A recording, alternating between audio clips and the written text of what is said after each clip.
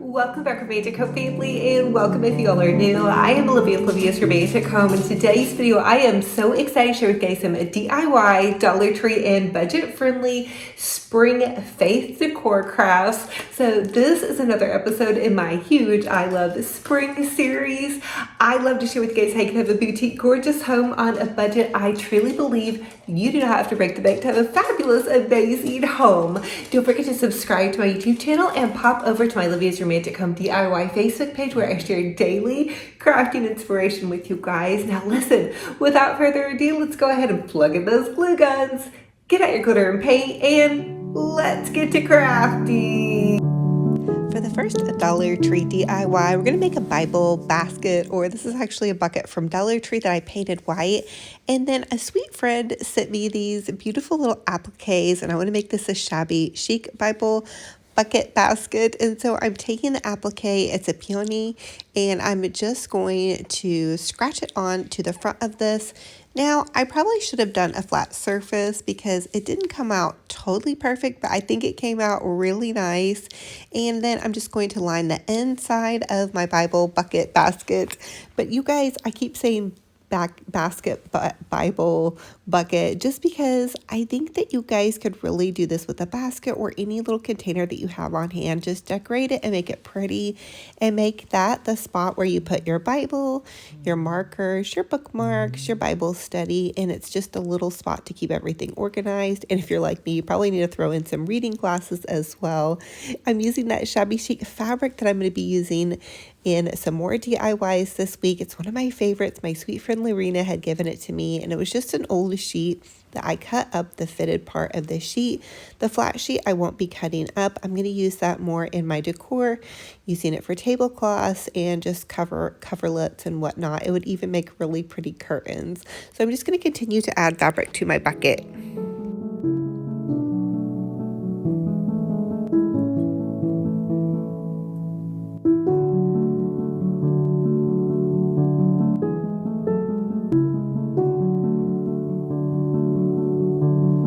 So if you remember those shabby chic fabric bows we made in the last video, I'm just going to attach a fabric bow to the side of it. I just wanted it to be so sweet and shabby chic.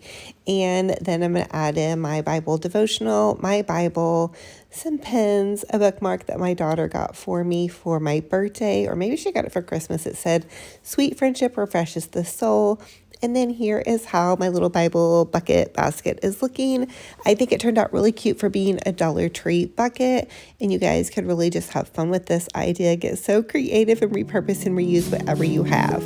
Okay, I created this cross around probably November of last year using packing foam, and then I just covered it with some lace. I have loved having it in my living room, but it doesn't have anything to hold it up and to stand tall. So I want to go ahead and pop it into this bucket. Into the bucket, I'm also going to put a weight, and that way it doesn't tip over. Okay, I just took some scrap pieces of floral that I had left over from my Easter decorating, and I'm just repurposing from some florals, and I kind of made this like little swag, and I'm going to use this as the base to decorate off of. So I can put my florals kind of coming out of this. I don't really want to hot glue onto my cross, so I've got to be really careful how I'm going to go about this. I decided it would be easiest just to use a ribbon to add my garland onto my cross. I don't want my cross to get damaged. And then I just used this sweet little shabby chic bow that my sweet friend Barbie had sent me, and I tied that into the center. You guys don't have to do a cross this big, but you can just have fun with it and get creative with any crosses you have. Add some pretty florals and a bow. I had the white scarf on it for a long time, and then the purple scarf on it before that. And so I just wanted to do something like really pretty and springy summer, just to make it feel like our little cross is blooming. And the scripture that's going to go along with this says, "For God to love the world, that he gave his only begotten Son, and whosoever believeth in him will not perish, but have everlasting life." And that's from John 3:16. Another scripture that's really been on my heart recently has been Psalm 23. The Lord is our shepherd, we shall not want. That is such a beautiful scripture. Here is how my cross came out. I hope you guys love it and try something similar. It's so peaceful. It's going to go beautiful in my living room.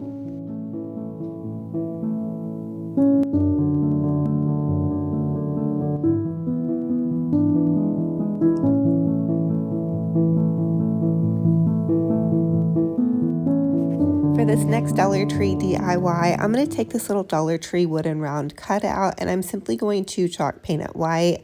I use a coat on the front and a coat on the back, and I just want to create a really pretty little faith cross in the center of this. This would make a great ornament. You could also add scripture to it, but super easy, just adding a layer of paint. And once I have that done, I'm just going to set that aside and let that dry. Now I had some gold ribbon on hand as well, and we're going to use that to make a cross.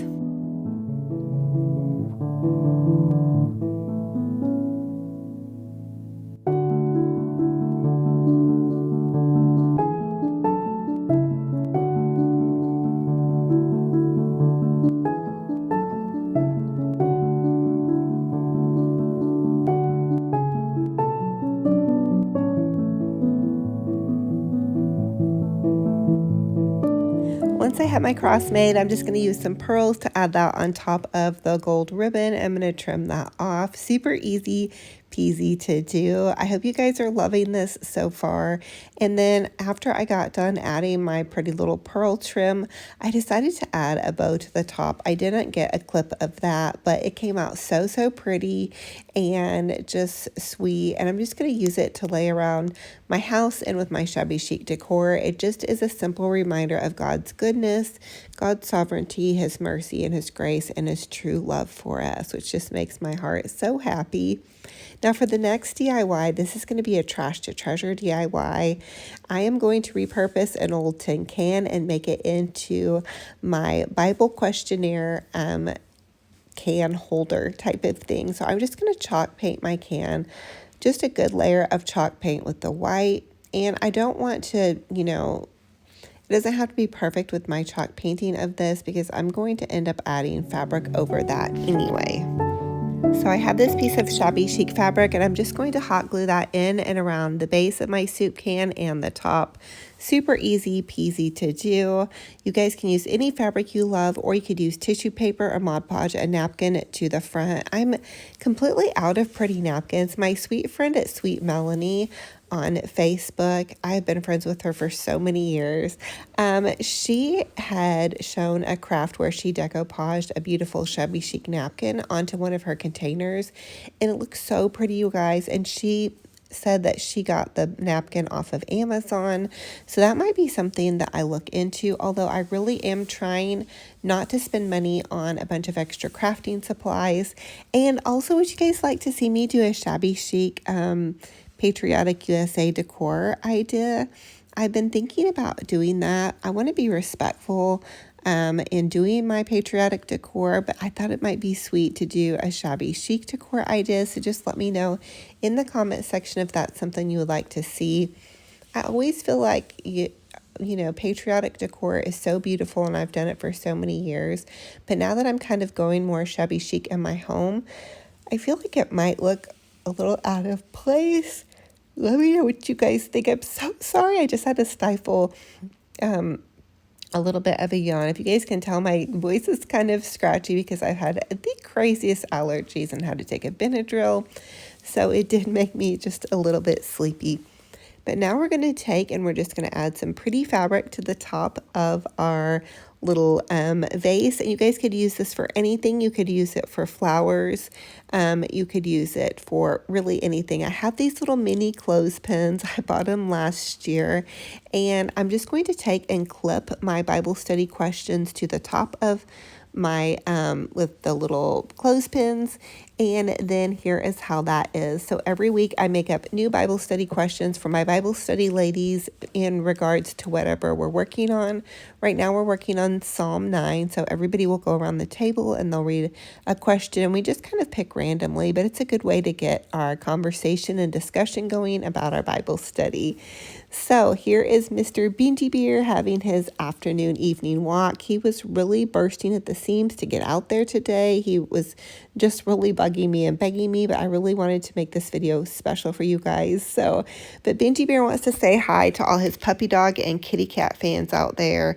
And during our walk, you guys, we saw so many squirrels and birds. It was such a beautiful day and all the birds were singing. It truly is spring. Everything is getting so green here too. I can't wait to show you guys all of the beautiful green, and I'm itching to plant my flowers. I have been holding out a little bit longer because we did get a little bit of a cold snap last Sunday. So I just want to make sure that I don't put anything out and it gets like super cold again or snows something crazy. I don't know. Here's all that greenery. And Benji Bear wants to say hi to all his puppy dog and kitty cat fans out there. Roof, Roof, and Meow Meow. He took a great walk. So thank you all so much for joining me on this fun and fabulous crafting and decorating adventure. What was your favorite DIY in this video, and which one will you be recreating? I wanted to really do some crafts that you guys can do really on any budget with this fun little shabby chic vase or vase or container, whatever you guys want to call it.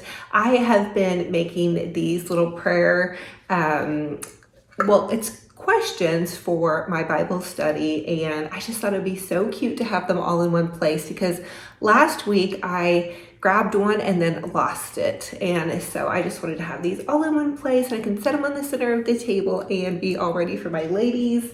And I also like to have my Bible study all in one place with my Bible and, you know, just some little markers and this sweet little bookmark that my daughter got for me for, I think it was my birthday or Christmas maybe. So anyway, because you guys know I keep losing my Bible study because it's out here in my studio, the one that I do with you guys. And so I move everything around all the time. So if I have it in one centralized place with my Bible, then I'll know exactly where I need to put it after I've had it, you know, in and around my home or my studio or whatnot. So I recently have been doing this Bible study with you all. It's called The Bible in a Year. It's a 52-week journey through God's Word. And I have just been absolutely loving sharing this with you all. And so we are going to pop on. We are on week 15, and this is kindness. So I'm going to hold it still for you guys for just a minute. If you just want to stop it, screenshot it, and just kind of see what's going on. If you don't have the book, here's our reflection questions. And I like to keep a little journal to journal my reflection questions in. So I just love doing the Bible study with you guys. It helps me stay close to you all and close to the Lord and just do a little bit better. So we're going to read through the whole thing today. This is about kindness. Kindness is the practical expression of God's gentle care through his people to a hurting world. It demonstrates the character of Christ and opens doors for the gospel through practical acts of compassion. Love in action. The call to be kind and compassionate to one another in Ephesians 4:32 places kindness at the heart of Christian character. More than politeness, biblical kindness flows from genuine compassion and expresses itself in tangible actions. It's the practical demonstration of Christ's love in everyday moments. As a fruit of the Spirit, Galatians 5:22-23, kindness isn't something we manufacture through willpower, but something that grows as we allow God's Spirit to work in us. Like all spiritual fruit, it develops naturally when we stay connected to the source of divine love. The command to clothe yourselves with kindness in Colossians 3:12 suggests that kindness is a choice we make daily, like selecting what to wear. This metaphor reminds us that kindness should be as visible and natural a part of our appearance as our clothing. The portrait of the virtuous woman speaking with the law of kindness on her tongue in Proverbs 31:26 shows how kindness shapes our speech. When kindness governs our words, they become instruments of healing and encouragement rather than weapons of hurt. God's kindness serves as a redemptive purpose. It leads you toward repentance, and that's Romans 2:4. This reveals that genuine kindness has transformative power. Like God, our kindness can be a catalyst for positive change in others' lives. This week, let's practice intentional kindness, recognizing it not as weakness, but as a powerful force for good in our relationships and communities. Week 1 blessing. May God's kindness flow through you this week, touching others with the same grace you've received from Him. And for the reading plan, you can read Ephesians 4:32 to remind you of kindness and compassion. Okay, so I love this on kindness. I love that we are called to be kind and compassionate to one another. Sometimes, and I don't know if you guys are like me, I find it difficult to be kind to some people versus others. And I feel like that might be extra grace required. So if you have somebody in your life that needs a little bit of extra grace, just remember that God's kindness and compassion can flow through you to that person. Stay in the Word, stay in your praise and worship music. And sometimes it's us that needs extra grace and compassion if we're struggling. So be kind to yourself. I love you guys so, so much. I hope that this has blessed you and encouraged you. And you guys just are going to have some fun crafting and decorating, because spring, summer is just pretty pastel crafting, decorating, and we can just really relax and enjoy the time of year as things begin to bloom. I know that I spent a lot of time out in my front yard pulling weeds yesterday, and some of those weeds were really deep rooted. And so don't let weeds of unkindness grow in your garden of faith and God. Remember to weed out that garden, get all of the ickiness out so you can be kind and compassionate. So I want to hug all of your hearts so tight. I love you all so, so much. Until our next video, be kind to yourselves, be kind to one another. It will talk to you guys very soon.